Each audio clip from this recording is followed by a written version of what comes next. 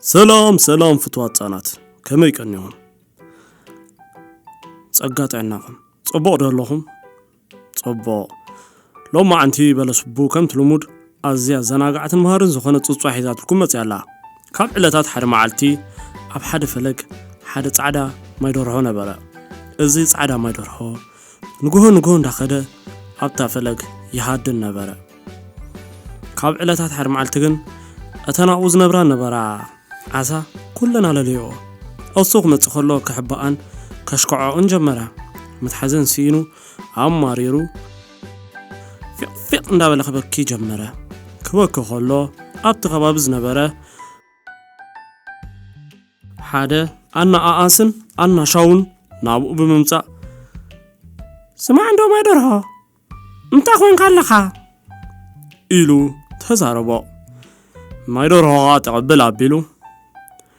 سميع خزاركي أنا موالي أبزاق لي أنت تملالسكو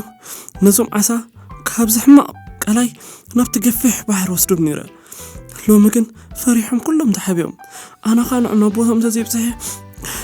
أتزلخ النزنبرة نعيك قتلني إلو كبك جمرة أتي ኣነኣኣስን ኣናሸውን ከዓ ደንገጸሉ ነቶም ዓሳ ከዓ ንኹሎም ነገሮም ኣታዚ ይበልዓና ይትብሎ ነበርኩም ሲ ይበልዓኩም ኣይኮነን ነይሩ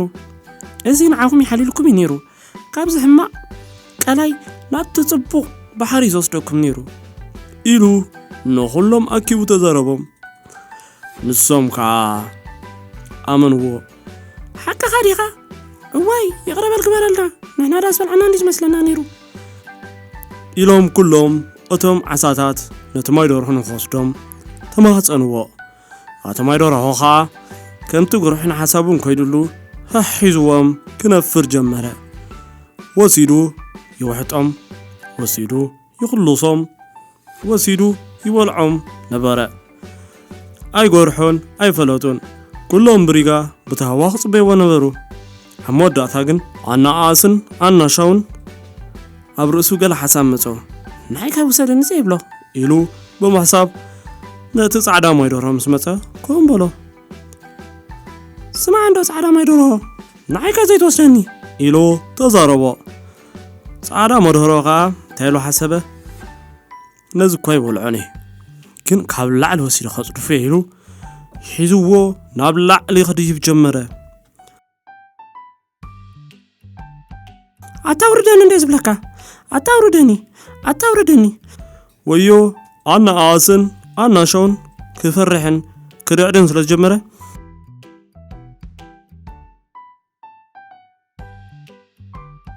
ኣታውርደኒ እንተበለ ማይደርሆ ሒዞ ይድይብ እቲ ከዓ ኣታውርደኒ እንዳበለ ንላዕሊ ደየበ ኣብ መወዳእታ ኣነኣኣስን ኣናሸውን የዳዋ ዝበልሕ ስለነበረ በቲ በልሕ ኢዱ ገይሩ ነቲ ማይደርሆ ክሳዱ ቀርቆሮ እቲ ማይደርሆ ከዓ ካብ ላዕሊ ብቁልጡፍ ብምውዳቕ ሞተ ሽዑ ኣነኣኣስን ኣናሸውን ነቶም ዓሳ ኸይዱ ዘጋጠመ ነገር ኩሉ ነጊሩ ይቕረታ ሕተቶም ንፉዓት ቆልዑ ካብዚ እንታይ ንመሃር ግሩሒ ጽቡቕ እንተኾነ እኳ ግን ረኺብነልና ከምቲ ናይ ዓሻ ማይደርሆ ክንዕሾ ይብልናን ታተኣኽለና ወሲና ምኻድ ጽቡቕ እዩ እቲ ጻዕዳ ማይደርሆ ወሲዱ ንኹሎም ኮልዑ እንተዘይሓስብ ንጽባሕ ኢሉ ተዝሓስብ ነይሩ እንተዘይስስዕ ነይሩ ኣይምሞተን ነይሩ ንፉዓት በሉ ቻው ፍትዋት ህጻናት